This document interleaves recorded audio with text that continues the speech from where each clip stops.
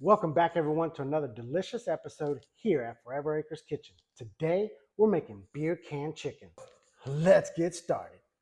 All right, first things first, let's go ahead and heat up our Traeger. I'm going to be cooking this at 370.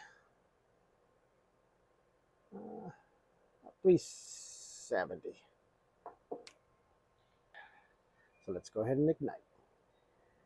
There we go. All right, now that we got the Traeger heating up, let's go ahead and start seasoning our chicken. First thing you want to do is you want to pat dry the chicken, get it nice and dry. We're going to season it, and then we're going to put it in the fridge for a couple hours at least. I would have liked to do it overnight, but a couple hours at least. Get all that nicely patted dry.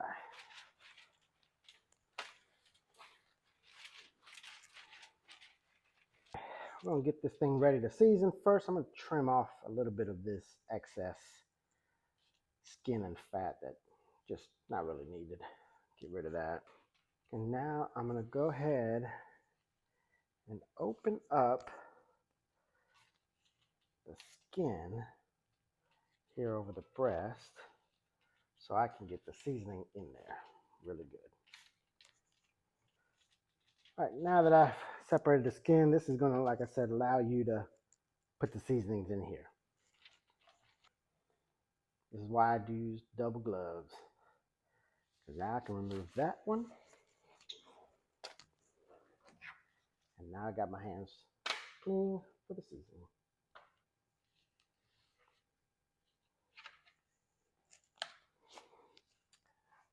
Today I'm going to be seasoning the chicken with Traeger's Fin and Feather Rub.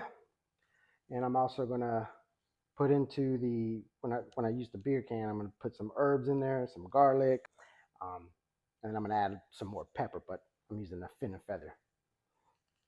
Almost forgot. Let's go ahead and add a little bit of avocado oil or anything else you want to use as a binder, just to allow all the seasonings to adhere to the chicken. Just rub it around. Yeah. Flipped over. Just a little bit. Nothing crazy. All right. Now that I'm on this side, I'll start seasoning on this side.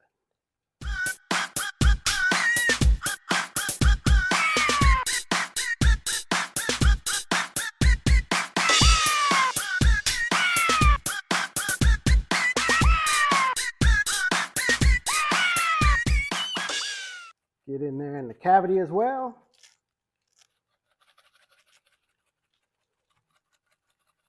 Maximum flavor, folks. Maximum flavor. And remember, we opened that skin up so that we could get the seasonings in there as well. That's going to really, really add so much flavor as you bite into the meat. There we go. Fin and Feather, she's all seasoned up. I'm going to go ahead and transfer her onto this sheet pan because we're going to put her in the fridge. There you go. Like that. I said we're going to get her in the fridge for a couple hours. All right, I almost forgot. Before I put her in the fridge, I want to get some more pepper in there.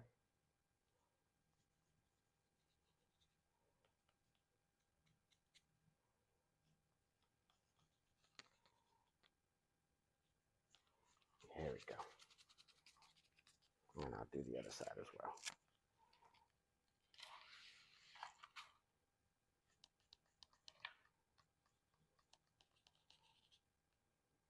Down through. There we go. Now we'll get her in the fridge. All right, now we got our pasta water boiling. So let's go ahead and add in our macaroni. So let's get that going. We also got our eggs boiling too. I'll let these hard boil and then put them in an ice bath so that we can chop them up. Now that my eggs are done, let's go ahead and get it into an ice bath.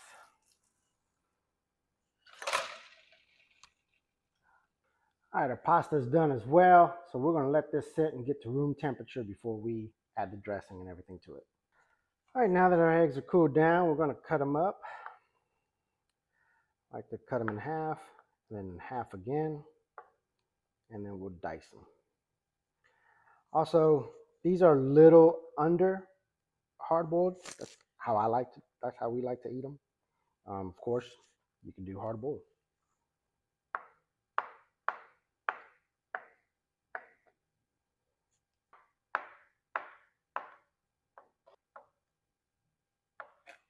All right, now let's make our Alabama white sauce. All right, first things first, we're going to put the cup of mayo, third cup of apple cider vinegar. Go ahead and whisk that.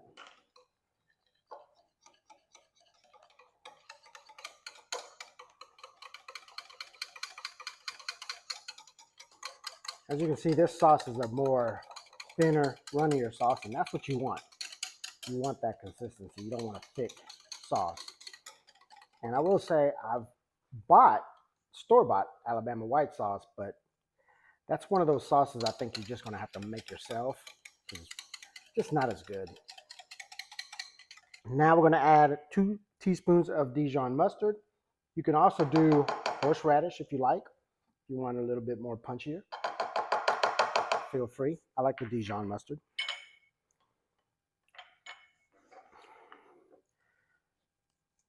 Nice little healthy pinch of salt. Balance out the acidity. And then lots of pepper. Love pepper in this. I'm doing 2 big heaping.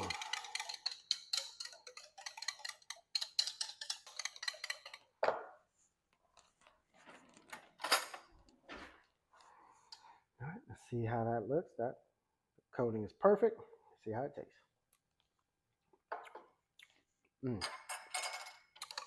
That's nice and tangy. I'll add some more pepper.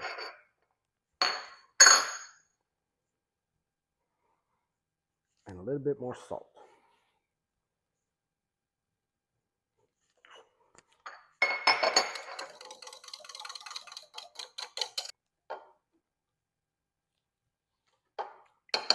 All right, now I got it. That's so good. All right, I'm gonna get this in the fridge just to let it chill while everything's getting made. All right, it's been a couple hours, so we are ready to get this chicken onto the beer can kit here and into the Traeger. So I've got my Mountain Grillers beer can chicken kit here. Comes with this nice tray, collects the juices. I'm still using this sheet pan with the grates. That way I keep everything clean in the grill as well. And then it comes with its own cup like that. It's got holes in it, as you can see. So it's got holes, comes with that. So to that, we're going to have a Coors Light here. We're going to melt down this butter too. Once we get it in the Traeger for about an hour, we're going to baste it with some butter. So in here though, I'm going to put some garlic cloves. I've got about 5 garlic cloves in there. I've got some rosemary here that I'm going to put in there, and also some fresh oregano, just to give it some nice herbal essence in there. And now, I'm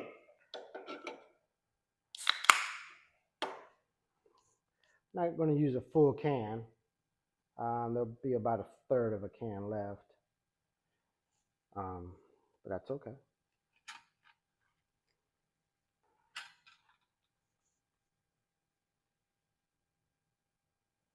And there we go. Got enough beer in there. We'll go ahead and close her up.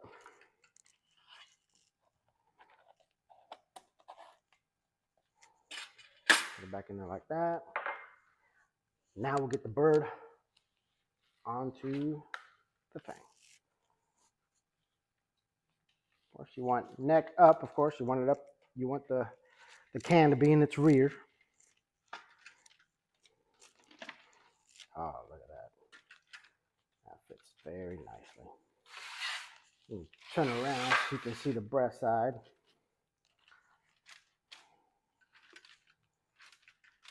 There. Fits nice and snug. Oh, look at that.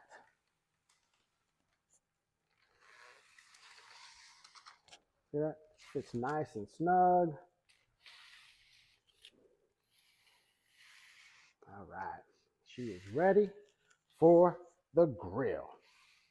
All right, as you can see, it's raining, which is not bad because the temperature is only like 82 degrees, which is good because we've been having some 96, 97, 100-degree days. So anyways, I'm going to get this in the Traeger with the breast facing me because I'm going to probe it. I'm going to get 160 degrees and we'll pull her out.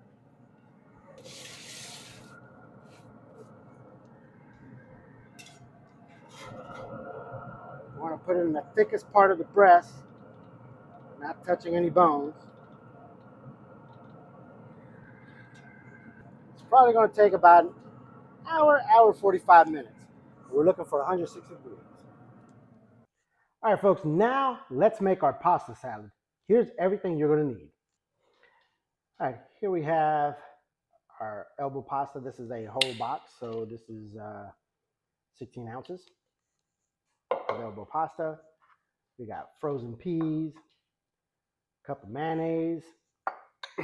Now, with the mayonnaise, I like to thin out my sauce, so you can use vinegar, apple cider vinegar, white wine vinegar, or you can subtract a quarter cup of your mayo and add a quarter cup of your Kewpie Mayo. That's that part right there. You can see the texture difference. It's thinner, it's creamier, and it also just has a little bit of umami flavor. So that's what I did there. We got chopped up egg. These are 3 eggs chopped up. Half a shallot. We're going to dice that up. 2 carrots here. We're going to shave those. 2 celery stalks. We're going to finely dice those. And I'm also going to chop up the leaves.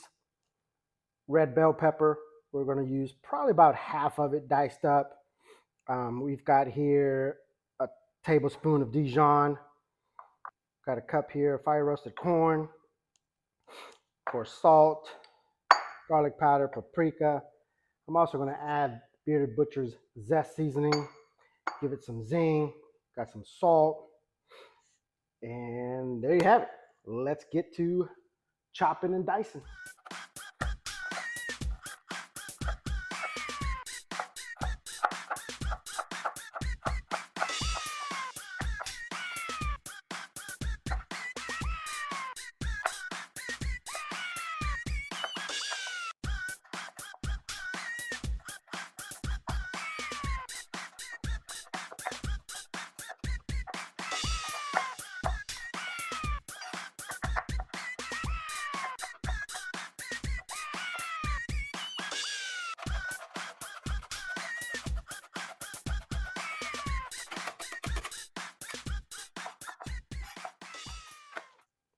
All right, we got everything chopped up. I'm ready to go. So let's start adding all the ingredients into our pasta. All right, first thing I'm going to want to do is add the mayonnaise and the Kewpie mayonnaise.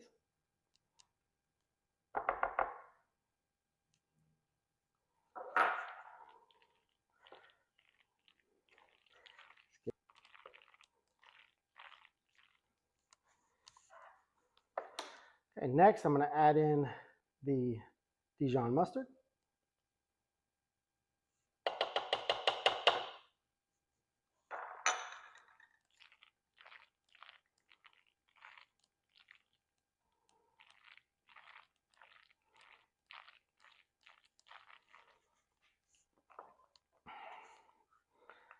Now I'm going to add a healthy pinch of salt,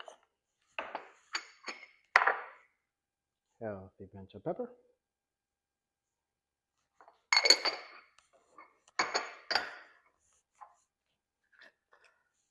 garlic powder. That's roughly a teaspoon. Paprika, same thing, roughly a half to a teaspoon. And then that Bearded Butcher's zest seasoning.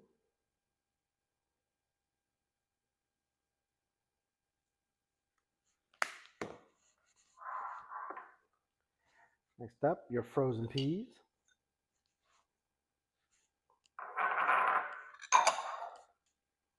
corn.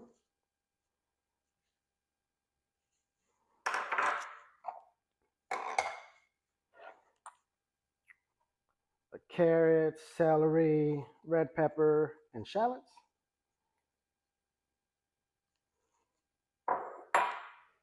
Combine that.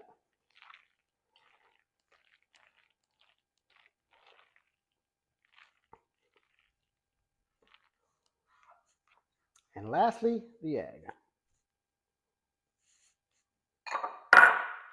Gently toss that in. I like to turn the bowl as I go. I don't want to disturb too much of the egg. And there you have it.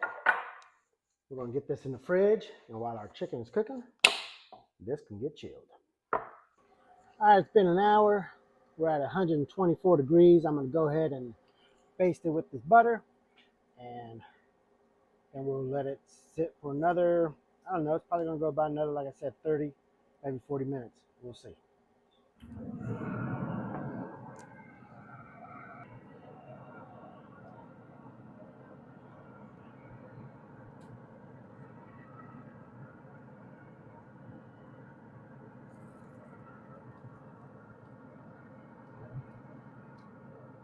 And this is about a quarter cup of butter. Salted, unsalted, whatever you prefer. This is regular salted butter. We're only going to baste this once.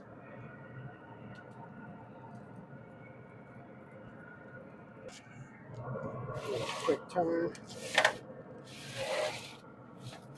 the back side.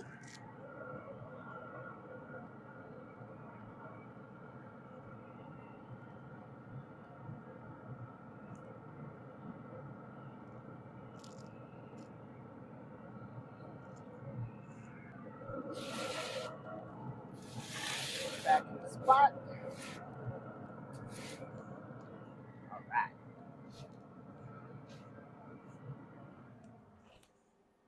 All right, we're at 160 internal temperature. Time to get it out. Ooh, look at that. Oh man, look at all those juices.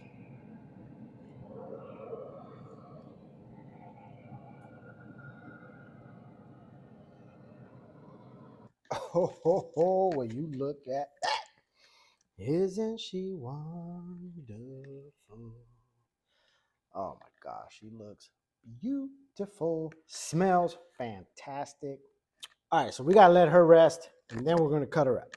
All right, all right, all right. I know what everybody wants. I know what everybody wants. Everybody wants to see that drip. Oh, look at that.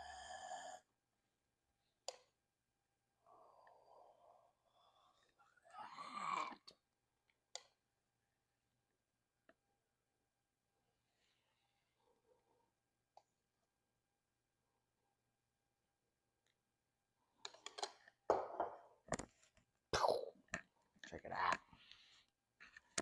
All right, she's rested. So now I need to get her off of this. Oh, there's the can. Pop right out. Very carefully. Look at all these juices. Oh my gosh. And now it's gonna be real easy for me to cut her up. All right, so I'm actually gonna spatchcock it now that it's cooked. So let's remove, should be easy to cut now that it is cooked. So we'll go ahead and remove that bone there. Get them out back to the other side.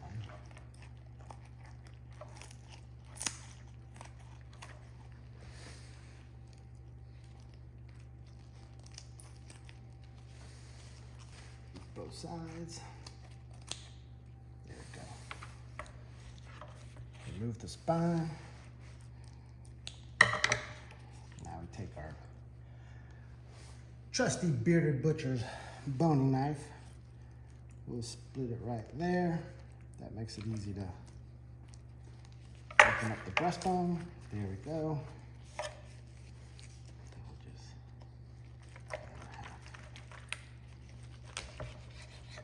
There we go. Now you got two perfect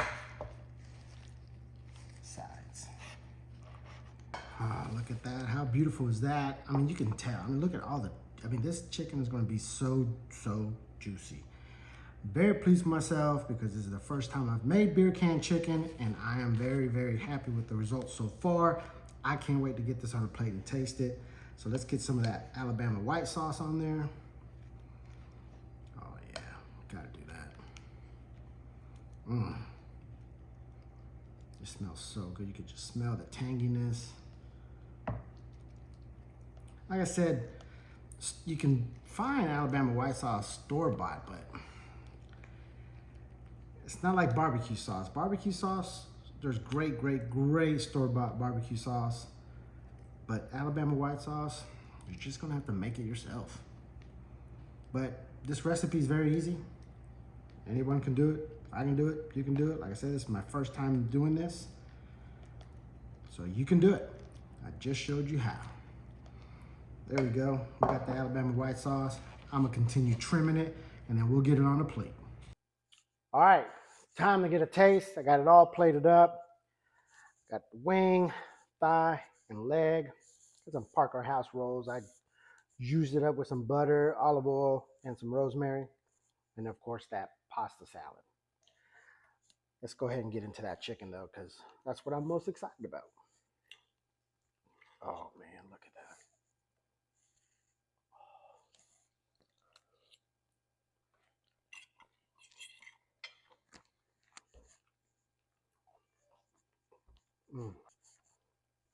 That is so juicy. Tender, juicy. That Alabama white sauce, a nice tang. I probably would have put even more pepper just to get some more pepper heat from it, but that's fantastic. Like I said, it's the first time I made this, so very happy how that turned out. Very juicy chicken. That Alabama white sauce, man, that just hits. That's a great sauce. Let's try that pasta salad.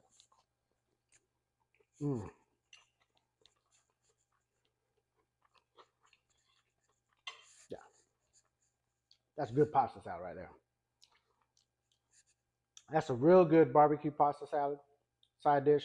Make that pasta salad. Of course, you know, the Parker House rolls. These are always good. So that came out fantastic. You can make this. I just showed you how. Give it a try. Let me know what you think. Thank you so much for watching. Thank you for subscribing. If you haven't subscribed, please subscribe. Keep liking, keep following. Till next time, eat well, my friends. Eat well. Oh my God, this chicken is so good.